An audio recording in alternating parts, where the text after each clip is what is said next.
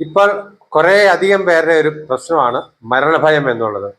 മരണത്തെ ഭയപ്പെടുകയാണ്. മരണത്തെ ഭയപ്പെട്ടുകൊണ്ട് ഒരു കാര്യമില്ല എന്ന് നമുക്ക് എല്ലാവർക്കും അറിയാം. എന്താണ് മരണം എന്നുള്ളതിനെ പറ്റി മനസ്സിലാക്കിയാൽ മരണഭയം ഉണ്ടാകുകയില്ല. ശരിക്കും എന്താണ് ഭയം? നിങ്ങൾക്കറിയാവോ എന്താണ് മരണമെന്ന്? മരണം എന്ന് പറഞ്ഞാൽ ജനനത്തിന് നേരെ എതിരാണ്. പ്രകാശത്തിന് അന്ധകാരം, ചൂടിന് തണുപ്പ്, സുഖത്തിന് ദുഃഖം എന്ന് പറഞ്ഞ പോലെ ജനനത്തിന്റെ എതിരെ ഒരു സംഭവമാണ് മരണം. അതെല്ലാവർക്കും ഉണ്ടാകും. ഒരാൾക്കും അതിന് യാതൊരു സമയമാറ്റവും ഇല്ല. എപ്പോൾ വേണേലും വന്ന് ചേരാവുന്ന സംഭവമാണ് മരണം. ഈ വാർഡിലൊക്കെ ഞാൻ പോയി ആൾക്കാരെ കാണുമ്പോൾ അവർക്ക് മരിച്ചേക്കോ എന്നുള്ള ഒരു വേവലാതി, ഒരു ആൻസൈറ്റി, ഒരു ഭയം, ഒരു ഫോബിയ, അതാണ് അവരെ ഏറ്റവും കൂടുതൽ വേദനിപ്പിക്കുന്നത്. ഒന്ന് ഞാൻ കൃത്യമായിട്ട് പറഞ്ഞു തരാം. മരണവേദന എന്ന് പറഞ്ഞൊരു വേദന ഇല്ല. അതൊരു തെറ്റിദ്ധാരണയാണ്. മരണവേദന എന്ന് പറഞ്ഞ വേദനയേ ഇല്ല. നിങ്ങൾ അല്ലെങ്കിൽ അതിനെപ്പറ്റി പഠിച്ചു നോക്കിയോ. കാരണം എന്താണെന്ന് വെച്ചാൽ മരിക്കുന്നതിന് ഏതാനും മിനിറ്റുകൾക്കോ മണിക്കൂറുകൾക്കോ ദിവസങ്ങൾക്കോ മുന്നേ അയാളുടെ ബോധം പോകും. ബോധം പോയ ഒരാൾ എങ്ങനെയാണ് വേദന അനുഭവിക്കുന്നത്? അബോധാവസ്ഥ കിടക്കുന്ന ഒരാൾ എങ്ങനെ വേദന ഉണ്ടാകും? അങ്ങനെ വേദന ഇല്ല. അങ്ങനെ ഭയപ്പാട് നിങ്ങൾക്ക് വേണ്ട. അതാണ് ഏറ്റവും നിങ്ങൾ മനസ്സിലാക്കേണ്ടത്. ഇതൊരു നാച്ചുറലായ കാര്യമാണ്. നിങ്ങൾ മരിക്കേണ്ട സമയത്ത് നിങ്ങൾ മരിക്കും. ഈ മരണം എങ്ങനെ സംഭവിക്കുന്നു ഞാൻ പറഞ്ഞുതരാം. എന്താണ് മൈൻഡ് എന്ന് നിങ്ങൾ മനസ്സിലാക്കണം.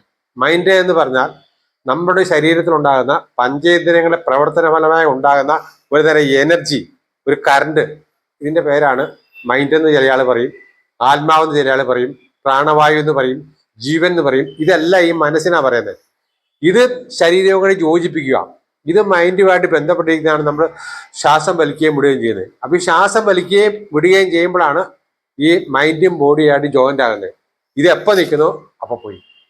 ഈ മൈൻഡിന്റെ പവർ, പഞ്ചേന്ദ്രിയങ്ങളുടെ പവർ എന്ന് പറഞ്ഞത്, ഇത് ക്രമേണ കൂടി കൂടി കൂടി ഒരു അമ്മയുടെ ഗർഭപാത്രത്തിലായ സമയം മുതലേ തുടങ്ങി. അമ്മ പ്രസവിച്ചു, കുട്ടിയായി.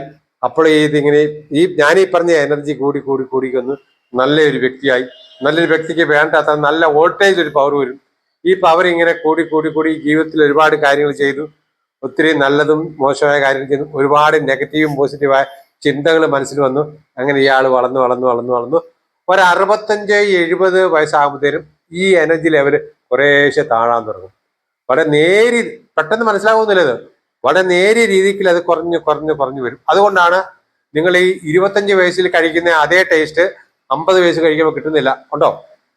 നിങ്ങൾ നോക്കിയാൽ നിങ്ങൾ ചെറുപ്പത്തിൽ കഴിച്ച ഭക്ഷണത്തിന് അതേ ടേസ്റ്റ് 70 വയസ്സിൽ കിട്ടുന്നില്ല. ഇല്ല. എന്തുകൊണ്ടാ? ഭക്ഷണത്തിന് കുഴപ്പമല്ല, ടേസ്റ്റ് കുറഞ്ഞു. പഞ്ചേന്ദ്രന്റെ ഓരോന്നിന്റെ പവർ കുറേശ്ശെ കുറഞ്ഞു കുറഞ്ഞു വരികയും ആ സമയത്ത് അങ്ങനെ കുറഞ്ഞു കുറഞ്ഞ് തീരെ കട്ടായി പോകുന്ന അവസ്ഥയ്ക്കാണ് മരണം എന്ന് പറയുന്നത്.